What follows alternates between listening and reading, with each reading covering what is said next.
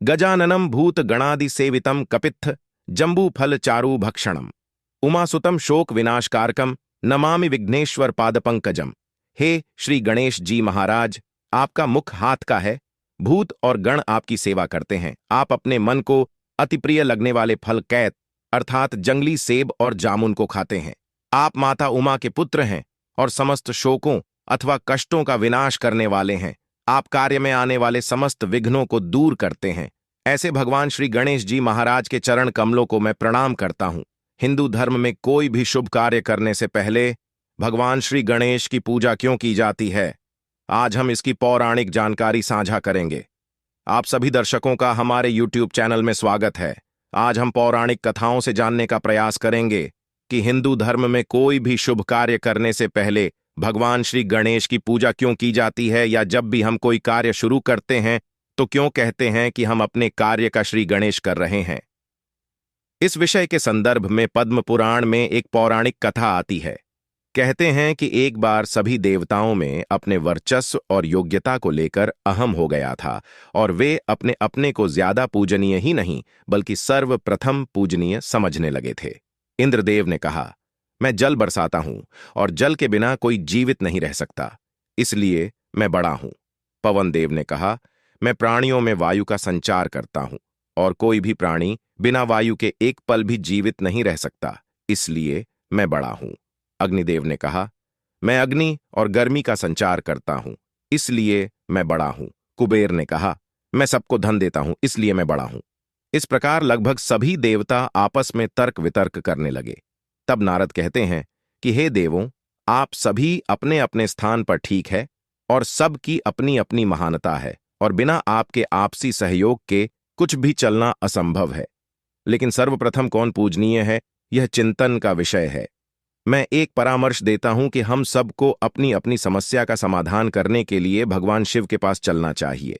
सभी देवता इस बात पर सहमत हो जाते हैं और भगवान शिव के पास चले जाते हैं।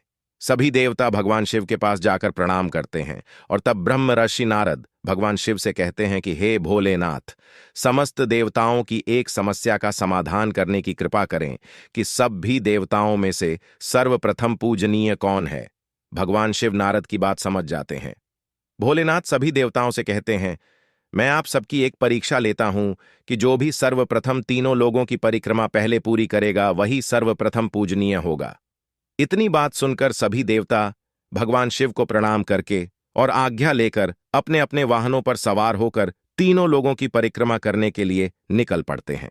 वहां पर गणेश जी और कार्तिकेय जी भी उपस्थित रहते हैं, तो ब्रह्म आर्षि नारद उन दोनों से भी तीनों लोगों की परिक्रमा करने का आग्रह करते हैं।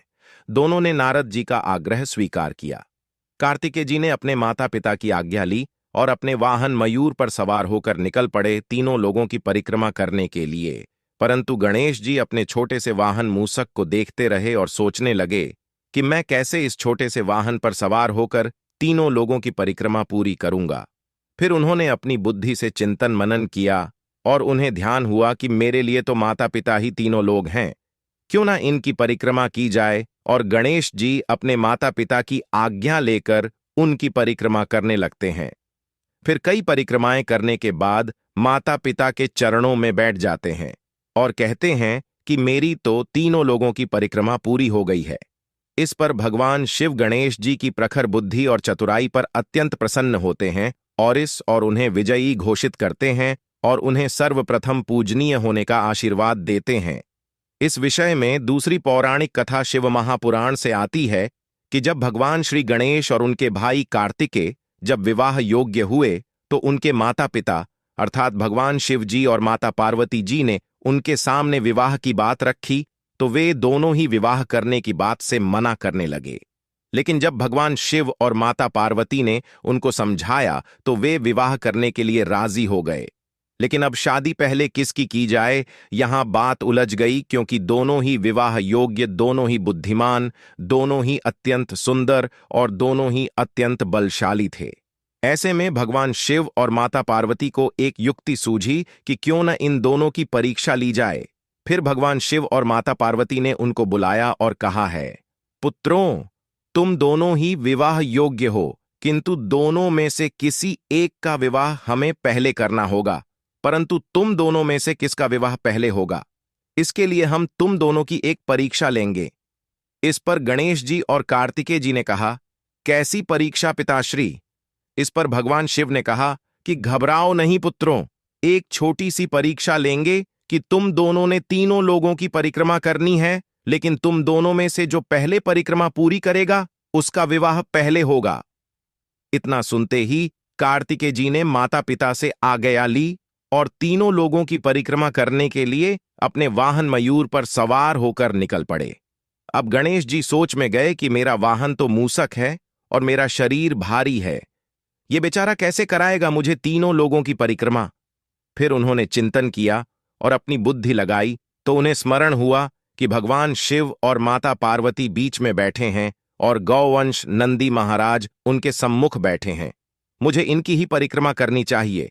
फिर गणेश जी अपने माता पिता की पूजा करते हैं और उनसे आज्ञा लेकर उनकी 3 परिक्रमा पूरी करते हैं। इसके बाद वे अपने माता पिता के चरणों में बैठकर कहते हैं कि ये पिताश्री के माताश्री, मैंने तीनों लोगों की 3 परिक्रमाएं कर ली हैं। इस पर भगवान शिव बोले, पुत्र ये तुम क्या कह रहे हो? तुमने तो तीनों लोगों की परिक्रमा करने के बजाय हमारी परिक्रमा कर ली। इस पर गणेश जी कहते हैं कि हे पिताश्री, हे माताश्री, मैंने अपनी बुद्धि से विचार किया और ये शास्त्रों में भी वर्णित है कि पुत्र के लिए उसके माता पिता ही तीनों लोग होते हैं। तीनों लोगों में जो सुख सुविधाएं उपलब्ध हैं वे सभी तो माता पिता के चरणों में मिलते हैं और इन तीनों लोगों में माता पिता से अधिक हितैषी कोई भी नहीं है।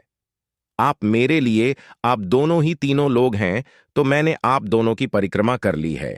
आपके सम्मुख गौवंश नंदी महाराज भी हैं और क्योंकि गौवंश में सभी देवी देवताओं का निवास होता है, इस प्रकार मैंने नंदी महाराज की परिक्रमा कर समस्त देवी देवताओं की भी परिक्रमा कर ली है। यह सुनकर भगवान शिव और माता पार्वती अत्यंत प्रसन्न होते हैं और गणेश जी को विजेता घोषित करते हैं और कहते हैं कि तुमने अपनी विलक्षण बुद्धि से जो कार्य किया वह अत्यंत ही प्रशंसनीय और शुभकारी है। अतः हम तुम्हें वरदान देते हैं कि जिस प्रकार तुमने अपनी चतुर बुद्धि प्रबलता से तीनों लोगों की परिक्रमा पहले पूरी की है, उसी प्रकार तीनों लोगों में सर्वप्रथम तुम्हारी भी पूजा होगी और लोग कोई भी कार्य करने से पहले तुम्हारी स्तुति करेंगे। इस प्रकार तब भी से कोई भी मांगलिक कार्य करने से पहले सर्वप्रथम भगवान श्री गणेश की पूजा की जाती है। तो ये थी भगवान श्री गणेश को पहले पूछने की कथा। आशा है आपको यह जानकारी अच्छी लगी होगी। अगर अच्छी लगी हो तो हमारी वीडियो को लाइक करें और हमारे चैनल को सब्सक्राइब करें। एक बार फिर से बहुत बहुत धन्यवाद। हर हर महादेव।